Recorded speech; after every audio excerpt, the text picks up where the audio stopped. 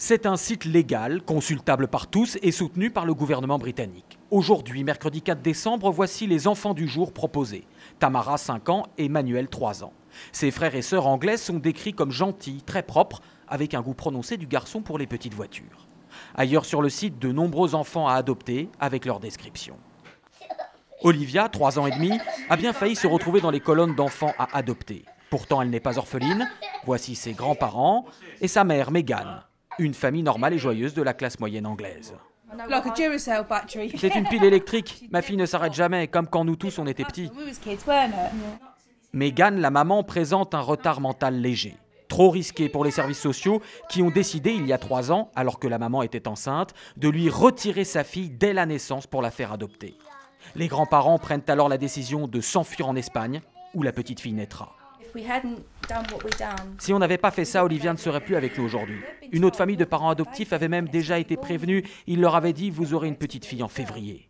Après 50 000 € de dépenses en avocats et procédures, et avec la certitude que la petite fille ne sera pas retirée, la famille rentre au Royaume-Uni. Elle ne connaîtra jamais les raisons des services sociaux. Les rapports sur leur affaire ont été gardés secrets. Ils mentent pour avoir ce qu'ils veulent. Les services sociaux repèrent des enfants comme des cibles. Nous, on a eu un dénouement heureux, mais plein d'autres gens n'ont pas eu cette chance. Je hais mon pays pour ce qu'ils m'ont fait subir. Les associations considèrent qu'il y a chaque année des milliers de cas d'enfants retirés abusivement par les services sociaux en Grande-Bretagne. Dernière affaire en date, une femme d'origine italienne, enceinte, diagnostiquée bipolaire, elle a été emmenée de force dans un hôpital. Durant son sommeil, sous bonne garde de la police, une césarienne forcée a été pratiquée et les services sociaux ont emmené le nouveau-né. Elle avait pourtant 2 autres enfants, gardés par leur grand-mère en Italie. D'où viennent ces procédures expéditives? Des ratés du système, justement. Il y a quelques années, l'affaire Baby P, du nom d'un petit garçon battu à mort par sa mère, avait fait scandale. Les remords tardifs des services sociaux qui avaient été alertés mais n'ont rien fait avaient traumatisé la Grande-Bretagne. Nous sommes profondément désolés pour les événements qui ont conduit à la mort de Baby P.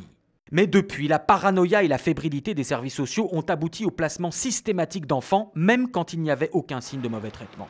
Ce député britannique est parti en guerre contre les excès du système. Bien sûr qu'il faut un système de protection de l'enfance, mais notre système est obsédé par l'idée de faire adopter les enfants.